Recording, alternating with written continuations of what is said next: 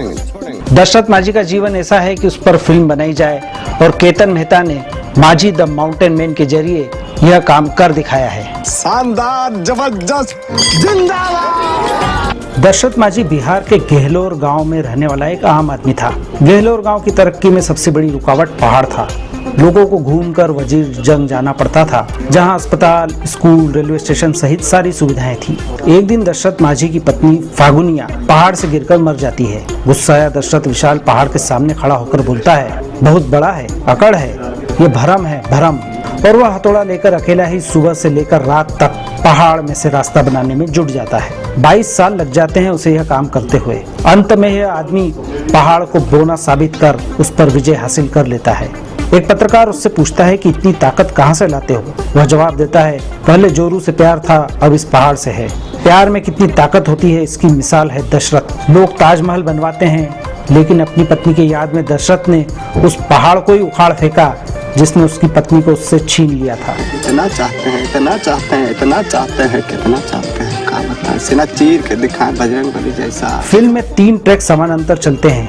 एक तो दशरथ की पहाड़ तोड़ने की प्रेरणास्पद कहानी, जो बताती है कि भगवान भरोसे मत बैठो, क्या पता भगवान हमारे भरोसे बैठा हो। भगवान के भरोसे मत बैठे, क्या पता भगवान हमारे भरोसे बैठा हो। दूसरा ट्रैक दशरथ और उसकी पत्नी की प्रेम कहानी का है, और इस तरह का प्रेम अब बहुत कम देखने को मिलता है। तौर खातिर गिफ्ट लाए हैं, एक बादशाह ने अपनी रानी की याद में बनाया था। इतना सा?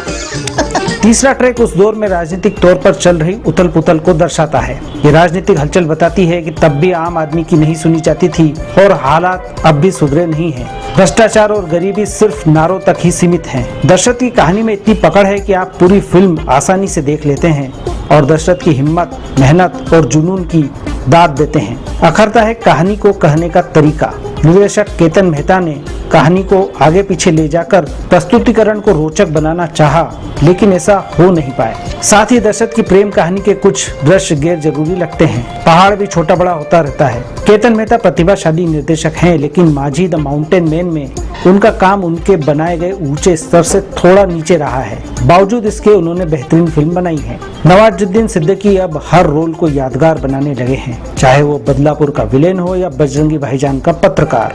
माझी के किरदार में तो वे घुस ही गए हैं। माझी के रूप में उनका अभिनय लंबे समय तक याद किया जाएगा। बहुत लंबा दंगल चलेगा रे, तो तैयार है?